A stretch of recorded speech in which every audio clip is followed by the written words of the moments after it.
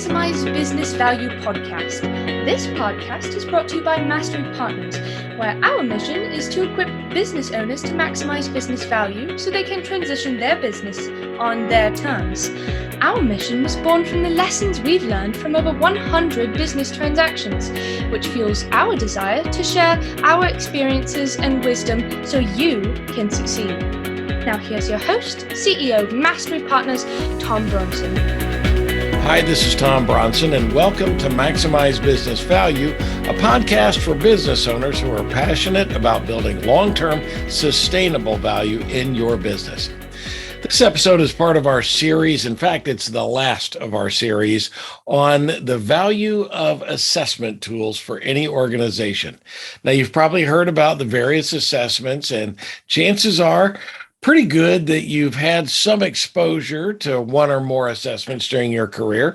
This series explores the best way to use these assessments to improve your business. And today is not going to disappoint. Today, we're going to talk about the Executive 360 assessment. Now, I'd like to welcome our guest, Amanda Connelly, who is the Senior Vice President of Leadership Development for Career Management Partners, or CMP. She's a certified master coach, certified executive coach, certified leadership coach, and certified master cognitive behavioral practitioner, certifiable, I'm guessing, who offers a dynamic coaching approach coupled with assessment tools that promote authentic leadership and behavioral change in her clients. I love what she does. She uses her 20 plus years of leadership and executive level experience, including roles in companies such as CVS Health and Raising Cane's Restaurants, to institute a commitment to self-discovery and professional growth. She combines validated assessments and proven techniques to create personalized, performance-driven coaching programs that result in increased enterprise leadership and acceleration of business goals. I love that about what they do. I was first introduced to Amanda by our good friends at HR Catalyst, our partner who specializes in fractional HR work. So without further ado, strap it in because we're in for a wild ride. Welcome to Maximize Business Value, Amanda. Thank you. Thank you so much for having me, Tom. I appreciate it. Sorry I called you certifiable, but that's a lot of certifications, right? Oh, yeah. Yes, I probably am certifiable at this point. Well, why don't you tell us a little bit about your background and how you got into this line of work? Absolutely. So I started my career in change management and HR about 20 years ago. I was in a master's program, and back then change management was just starting to get some traction. And the MBA programs were offering a change management specialization. And I thought that sounded really interesting. And so I jumped on board, and through that program was able to work with organizations such as NASA, which was such a wonderful experience to be able to see how they managed through change and how they managed their people and processes. And to know that there was an actual structure around change management was really exciting for me to learn. So I started my career that route and really loved the people side, the HR side.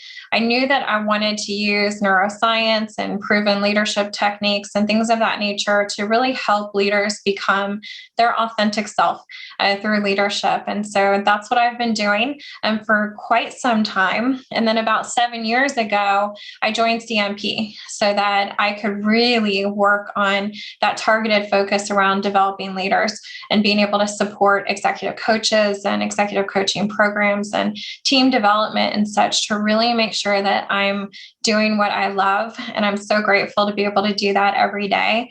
Definitely a gift, I would say. From NASA to Raising Cane's and everything. Correct. Wow. Yes. That's when I became certifiable, apparently. I'm guessing. Well, let's jump in and talk about the Executive 360 assessment. What is a 360 and how does it work? Sure. So a 360 really captures perception from various rater groups at that moment in time. So it's a snapshot of whoever that subject is for the 360 to make sure that how each individual rater group defines success for them is the way that they're really living their life there at work. So how are they impacting towards success in the way that others define that for them? Oftentimes with executives, you've got many different lenses of people looking at you and defining success very differently. So perception management is extremely important. And it's important to have those items that are identified be actionable, coachable, be able to really move forward with whatever that information is that's received. So we offer 3 different types of executive and 360s around that. So it's not just the executive 360, but also a manager 360 for those that might not quite be at that executive level, but really maybe want to go there for succession planning purposes, or individual contributors. We also have a 360 for them. They add so much value to the organization, but just might not be managing people yet. So we've got those 3 different types to make sure that how we identify success for competency selection of each of those is something that's attainable, something that's actionable for each different level within your organization. And so it's really important for us to look at each type of leader and each type of individual, as well as each different rater group. So if we're having to manage perceptions from one group, that might look quite different than a different group, such as direct reports to peers or board members. It's going to look different for different individuals, and we'll support each of those. So I didn't even realize it. I've used 360s, and we'll talk about that in the second half in one of my businesses. But I didn't realize, of course, I knew executive and manager. I didn't realize that you could do that for individual contributors as well. Oh, absolutely. And a value add to any 360 are those open comments at each of those levels. And the way that our 360 is set up is the same way that coaches will set up a coaching program of a start, stop, continue. What do I want to start doing that I'm not doing today, but will serve these different rater groups well? What do I want to continue that I'm doing very well? And they really see that as a value add and want me to continue to provide. How do I enhance that a bit more? And then what do I want to stop doing? What's not serving me well? What's not serving the organization, so that it's truly coachable and that start, stop, continue mentality, so that I know what I need to work on and with which rater group I need to really work through that with. The portal tool is really easy and simple too for individuals to be able to provide those responses, which is key to any 360 in my opinion. And in the HR world, we say every problem can be solved by a 2x2 grid. So we have a 2x2 grid in our 360 that condenses the information into what are my blind spots? What are my career barriers? What are my hidden treasures that others value that I might not even see as a gift that I have? And then where do I really want to add additional value to my strengths? So we break it down into that mentality as well, so that we can really make it coachable and actionable. I'd always heard, of course, that you could solve any problem with a 2x4, not a 2x2, but it's a whole different. Different problems. Different problems for sure. A bigger hammer, right? So what are some of the greatest benefits to initiating a 360 program? Well, it's really the ability to gain that insight from others' perspectives so that we can adjust to it. Feedback's so difficult for leaders in any stage, whether it's giving feedback or receiving feedback. It's difficult to give and receive those. And so we call that feedback enablement. And our 360 tool really allows that feedback enablement to grow. Many leaders are placed into leadership roles because they're the subject matter expert, right? And we don't give them a training sometimes to really hone in on what it means to be a leader, but we expect them to excel in this next position. And others expect them to excel because they already have that title, whether it's manager, executive, whatever it may be. And so a 360 says, here's truly what success looks like for you. Here's how we can get you there. And so being able to have that insight, I can't imagine at every stage in our careers, if we could really have that transparent feedback from others that we don't normally get, to be able to take action on it and move forward, from our direct reports going up, from our peers, from board members, as I mentioned before, being able to have that insight to make sure that we're adjusting accordingly so we can reach excellence. That's what a 360 offers. It also offers that background of being anonymous. So it's not, punitive, and it's also not something where we're going to be able to not see the good, bad, and ugly that we really want to see in some of those feedback opportunities too. We want to know what we're doing great, but we also want to know how we can improve. And people don't have that fear when an outside firm is doing the 360 as much as they would if it was just a manager, asking, hey, how are we doing? How's it going? It's quite a different conversation. For sure. I love that concept of feedback enablement. I was just reading an article, I'm trying to remember where it was, over the weekend, that friendly managers are terrible at giving constructive feedback. So they want to be friends more than they want to give that kind of constructive feedback. I'll have to go find the article that was written on, but this gives a way to kind of give that feedback in an anonymous kind of a format, and so I love that, and I'll tell a little bit in a few minutes about how I've used them. But is there a best type of participant for a 360? Well, oftentimes people will say the best type of participant is one that's open to feedback, one that, will be receptive of whatever type of feedback, whether it's constructive or it's positive. But I have found the opposite to also be true and most exciting, and some of my best success stories, because those that are more resistant to feedback, people are not going to openly provide it. So they're a little bit more insular. Their group of feedback providers has become smaller as you continue to move into executive roles. And so to be able to open that door to direct reports, peers, consumers, whoever it may be that we want to include in that 360 is quite the gift for them. We have quite a few physician leaders that we work with too in the healthcare space.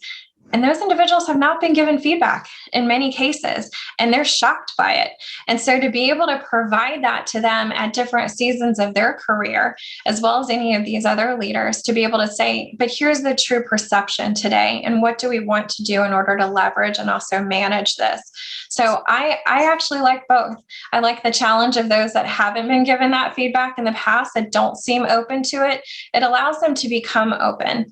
I'm guilty of this myself, where in leadership positions, I'll just say, is there anything else I can do to support you? And we keep that kind of generic, open-ended statement. And my team would say, no, I love the support I'm getting. Everything's great, right?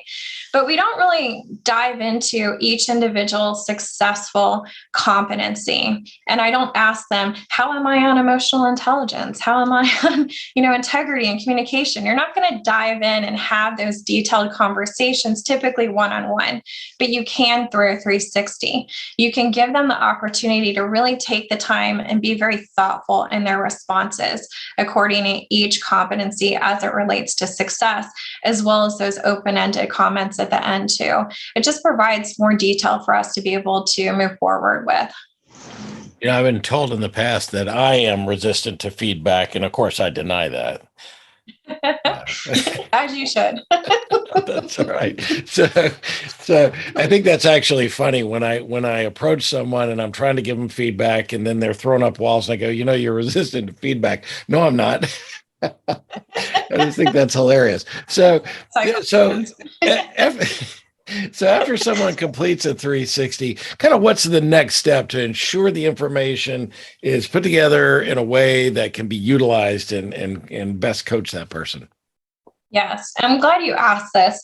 So often I work with coaches that had a 360 done 3-4 years ago, and I'll ask them what sort of actions did they put in place to make those changes. And they'll give me maybe little small actions that they did, or they'll say, honestly, I've got to be transparent, nothing at all.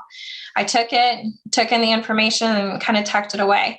And so I'll ask them to dust it off. Let's dust it off and let's compare today's 360 with that of the one that you received prior. Oftentimes it's this very similar feedback. I won't say the same, but very similar feedback. And so I'll say, what are we going to do different this time? And our 360 feedback, and one of the things that I like most about it is it's It's very detailed in the action planning phase of it. It's also very detailed in how to continue to have those conversations that are truly actionable for long-term success. If you partner with a CMP coach, which most of our clients do when we're debriefing a 360, we really are that accountability partner for them. We help them define the action step, which is all listed in our self-debriefing 360. We be an accountability partner not only to achieving the metrics, but if we miss the mark, what are we going to do different at this point? How do we reframe behaviors? How do we reframe our thought patterns, which are typically what holds us back more often than not? And then we're able to measure it over time. And so we're able to really have a more coachable, actionable report based on this 360, how to have the conversations we'll talk about too. And it provides a higher degree of accountability with their leader as well. The way that it's framed out, it brings the leader into the conversation. So whoever that executive is, they're going to go to their direct leader. Whoever that manager is, they're going to go to their direct leader. It's going to be a continual conversation because they'll have different timeline metrics that they'll need to meet and making sure that we're addressing the appropriate things at the appropriate time. I love that. I love that. An accountability plan that kind of helps you improve all along. Well, one more quick question before we take a break, and that is the same question that I've asked many of our other guests. When asking employees or candidates to take an assessment course, in this case, it's an employee. We're not asking a candidate to take a 360 because there's no valid data, right? But if we haven't used an assessment in the past, especially something like a 360 that really kind of exposes you quite a bit, it can create some anxiety among employees and managers, leaders. How can business owners minimize that anxiety when introducing something like a 360 into their company? Yes. And you're right. Assessments do have a sense of anxiety, even if it's just a self-insight assessment where you're the only one taking it. And then a 360 opens up the door. And so what we really ask for companies when the company is hiring us to do so for a blanketed amount of 360s, be transparent about the purpose. What is the intent of this 360? How are we going to use this information? Don't use it in a punitive form. Use it in a leadership growth form. If you're investing in someone, it should be someone you want to stay within the organization. Tell them that message.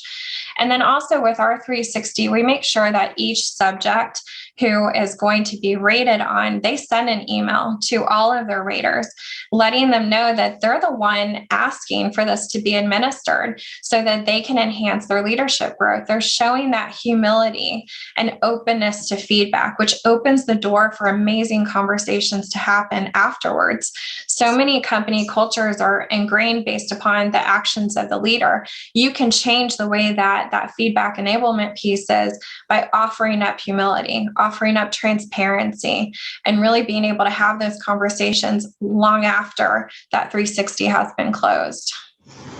I love that. That whole transparency about what is the purpose of this. I know that in big companies, and I've seen some of this happen before, that, they're just using this because they want to get rid of a bunch of people kind of thing. But if you are transparent about what you're trying to accomplish, and in my opinion, participate in what you're trying to accomplish. So I'll tell this story right after the break about, I participated in the 360 as the CEO of a business because I wanted people to know that it counts for me as well. So let's take a quick break. We're talking with Amanda Connelly. Quick break. We'll be back in 30 seconds. Every business will eventually transition, some internally to employees and managers, and some externally to third-party buyers. Mastery Partners equips business owners to maximize business value so they can transition their businesses on their terms using our 4-step process. We start with a snapshot of where your business is today. Then we help you understand where you want to be and design a custom strategy to get you there. Next, we help you execute that strategy with the assistance of our amazing resource network. And ultimately, you'll be able to transition your business on your terms. What are you waiting for? More time? More revenue? If you want to maximize your business value, it takes time. Now is that time. Get started today by checking us out at www.masterypartners.com or email us at info@masterypartners.com to learn more. We're back with Amanda Connelly, who is the Senior Vice President of Leadership Development for Career Management Partners, CMP. And we're talking about 360s. Now, if you've been listening to this series, you know that this is where we turn the focus back on my results. I've taken all the surveys, the assessments that have been on the program so far in this series so far, but we couldn't do that with really a 360 because we just wouldn't have enough useful data. You know, we're a small organization. I suppose we could have made an attempt at it, but suffice it to say that I used 360s in the past at my company, and I found them to be incredibly useful in leadership development. In fact, it was our friends at HR Catalyst who introduced the concept of a 360 to us. And as I said before the break, it was really important for our people to really understand what we were trying to accomplish here. We were always trying to push the envelope. We were always trying to figure out how we could be better at everything, right? And so we wanted to use 360s to gather feedback, most importantly to me as the CEO, about how we can better mesh the teams together in the organization, sales and marketing, and sales and operations, and support, and project services, professional services, things like that. I was looking for ways to kind of figure out how we could better weave these teams together. And so we used 360s because we were getting a 360-degree survey from the folks that are, like rank, above, below, all of the different folks. And it helped us to kind of figure out ways to be able to work better together. Now, of course, there are individual development plans, as Amanda alluded to at the beginning. So unfortunately, I didn't know about CMP, and we used another tool, but the sample assessment looks so well organized that I must admit that I wish we'd used that one. I think it would have been better for us. And so if you're considering doing this, I would strongly recommend that you talk to the folks at CMP and consider using their 360 assessment. So what is different about your CMP 360 from other assessments of the same type in the market? Well, thank you, Tom, for that compliment. First and foremost, we put a lot of work into our 360 to make sure that it was truly actionable. And I think that's one of the key components that has made it so successful and does make it different than other 360s that you see. We care most about the impact it's going to have from the actions that are created. The reframing of thoughts, changes of behavior, things of that nature really matter.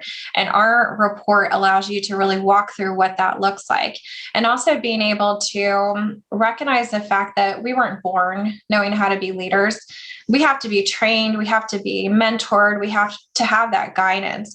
So I love what you said about bringing your team together and using 360s as a team. We do also offer that team aggregate report too. So if there are a couple competencies that you have as a team might want to work on, we look at that together and we say, as a team, we think you can move the needle the most by looking at competency A and B. And then we're able to have that targeted plan around your group, or we're able to have that for individuals. So it's a little bit different in the agility of how we customize the solution for our clients. And of course, we have the off the shelf, like you mentioned, and you saw that. We also offer a customized solution. So if we have a client who already has competencies and they want to use those to keep the vernacular the same, then we can absolutely do that as well. So it's really our ability to be flexible to ensure the implementation of the actions. That's really the goal. Our goal for the way that we outline communications around the 360 is very important. And you can see how it even tells you how to have those conversations with those key stakeholders that participated. And that's because we want to influence a culture of feedback. We want to make sure that, like I mentioned before, when the 360 is closed, you're continuing to have those conversations. It becomes just a standard practice to open the door to that transparency going forward. You've got peers giving feedback to peers. You have direct reports giving feedback to managers, and which doesn't often happen. And so we want to encourage that and make it actionable for you. I I love that. And your report does exactly that. So, without breaking any confidence, can you share a success story from one of your 360 debriefing sessions, perhaps? Absolutely. This is one that really matters to me because of the individual who changed their professional as well as their personal attributes, the way that they really showed up, both personally and professionally. And after working with them, very talented individual, multi-billion dollar organization, very intelligent. But what we found is that his emotional intelligence was holding him back. And what we've learned is that emotional intelligence really determines business outcomes. Some studies will say 75 to 80% of business outcomes are related to emotional intelligence versus 20 to 25% related to IQ. So that EQ or EI is even more important than IQ. So we really want to focus on emotional intelligence. And so he took a self-insight assessment with another provider that I utilized for my coaching engagements. And we did verify emotional intelligence was the problem. So then we said, well, let's take this one step farther and see how this emotional intelligence gap that we have is affecting your work. So we want to see an application. How are others perceiving you as it relates to emotional intelligence? What are they seeing in the workplace? So we dove in deeper. We did our 360, which includes a competency component of emotional intelligence. We made it very actionable. So many different patterns of behavior were changed, both on his personal life as well as his professional life. Personally, he had been through several divorces, had some significant personal challenges. And so we reframed some thoughts there, changed some behaviors there, as well as in the workplace. And then I worked with him for about a year. At the end of the year, we gave him that EQ assessment, again, the emotional intelligence assessment. His score increased by 43%. 43%. And I would attribute that not only to the increase in scores that we saw with the 360 when we repeated it, which I normally don't do that after a year, but with him we did because we wanted to see perception differences and he was managing different people. Huge variance in the scores, huge variance in the comments and what his strengths were and what opportunities still existed. And so it verified for me that that is a competency I want to continue to measure. And this is such a great way to see it from a self-insight perspective and the way that we're wired, but also from how does it show up in the workplace? How does it show up at home? At the closing of my program with him, he said, this opportunity has made me a better leader, a better father, a better husband, and a better son.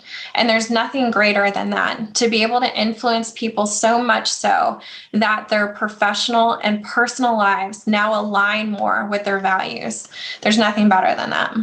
That's amazing. That is what a great story. I love hearing that, and it's proof. A lot of times, they say a zebra won't change its stripes, right? That, in other words, their behaviors, they're never going to change their behaviors, never going to change their the way they are. But there is proof positive that with the right mindset, you can reframe things and you can learn and improve. I got to tell you, through the years, in taking various types of assessments and getting feedback and most importantly, kind of those one-on-one relationships that I've had with my mentors through the years.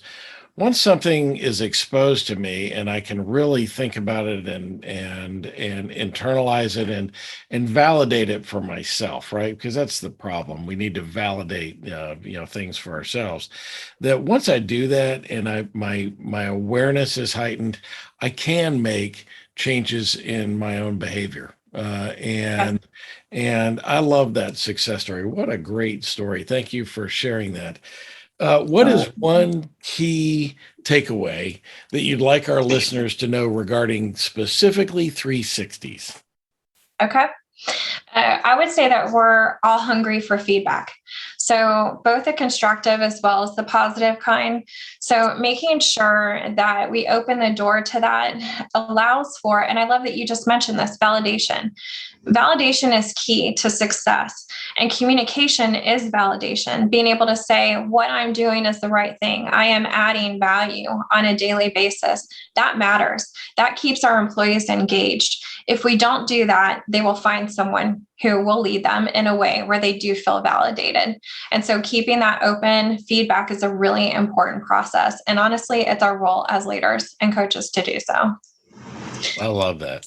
I love that. That's so awesome. So before we go, I know that CMP does so much more than just 360 assessments. And I don't want to leave the everybody with the impression that you guys just do the 360. So before we go, let's give a shameless plug for your business. What sets CMP apart from other assessment and career development businesses? Great. Thank you for that opportunity. Yes, we're a minority and women-owned business, and we really support the full employee life cycle. So from our talent acquisition team, who really offers pre-assessed candidates in a way that's very different and really helps that time to fill be accelerated, which I appreciated back in my days of HR, I can tell you that. So having those pre-assessed candidates, we do that on the talent acquisition side. And then on the leadership development side, as we talked about, executive coaching, leadership coaching, team building and development, as well as so many different validated assessments that really help that leadership development growth in a supportive environment.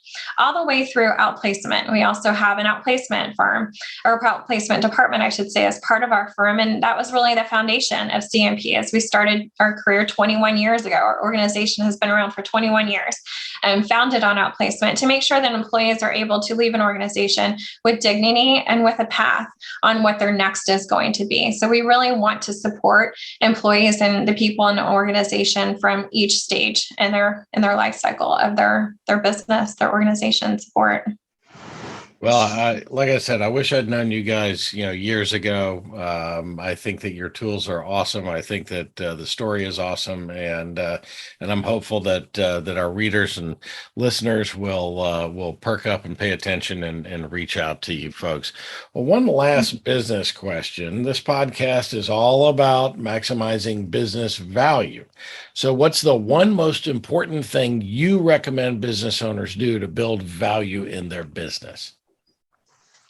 I think it's in the word value itself. I think it's incredibly important for an organization to bring in leaders that mirror the value proposition of the organization.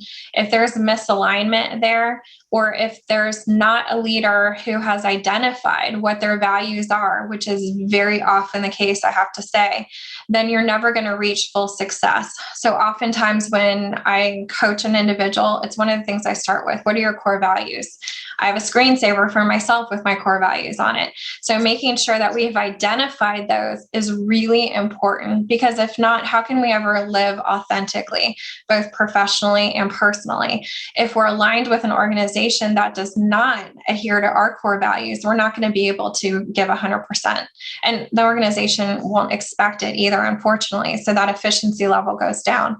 So making sure that that's part of your criteria when you're bringing leaders in, measure what their value proposition is and how it aligns with your organization, I think is very critical.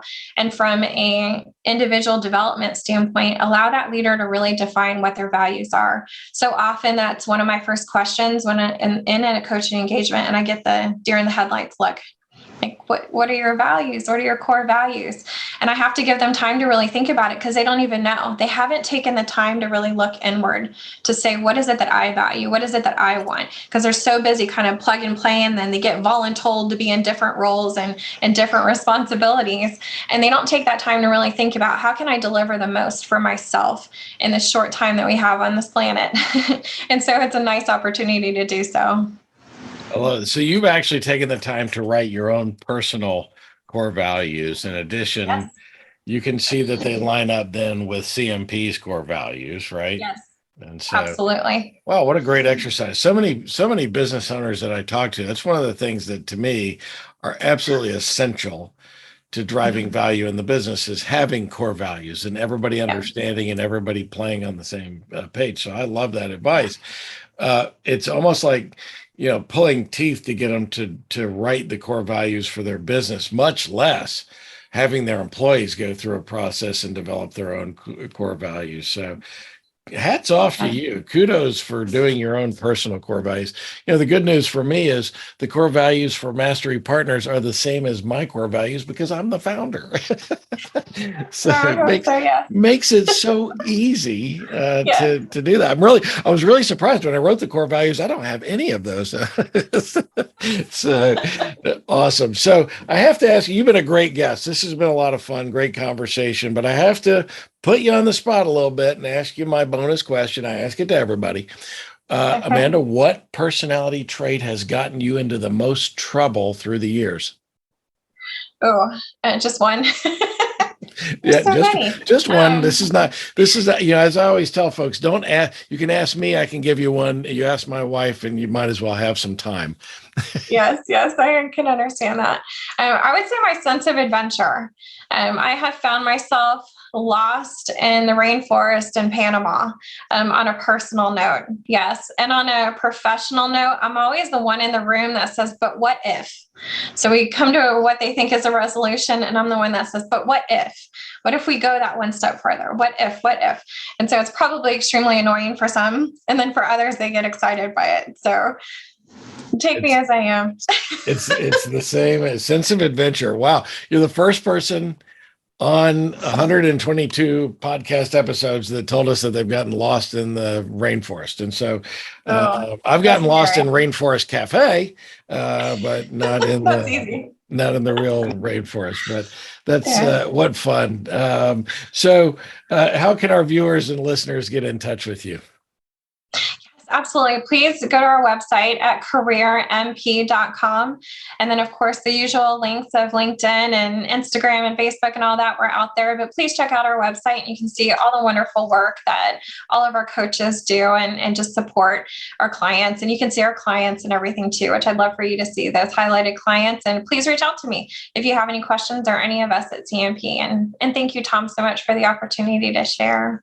This was a lot of fun. Thank you, Amanda. You've been a wonderful guest, and thank you for talking to us about what I consider to be a really important type of assessment, the 360. Thank you so much for the opportunity. I appreciate it. You can find Amanda Connelly at www.careermp, so CMP, careermp.com, or on LinkedIn. And of course, you can always reach out to me, and I will be happy to make a warm introduction.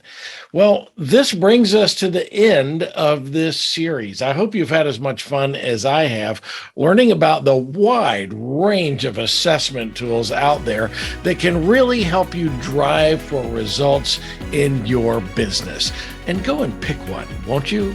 Go pick one or two and start using them today. This is the Maximize Business Value podcast, where we give practical advice to business owners on how to build long-term sustainable value in your business.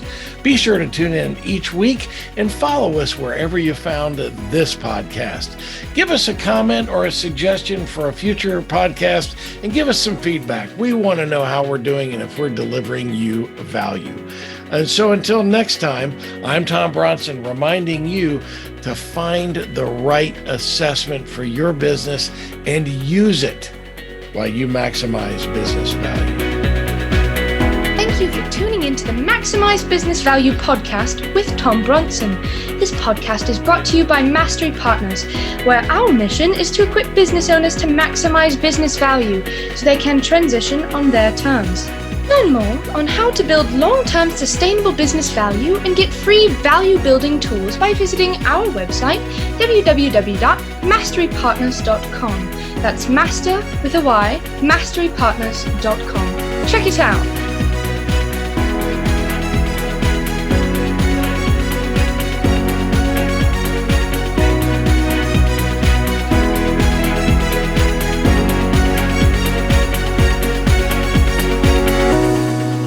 That was perfect. I wouldn't make any changes on that.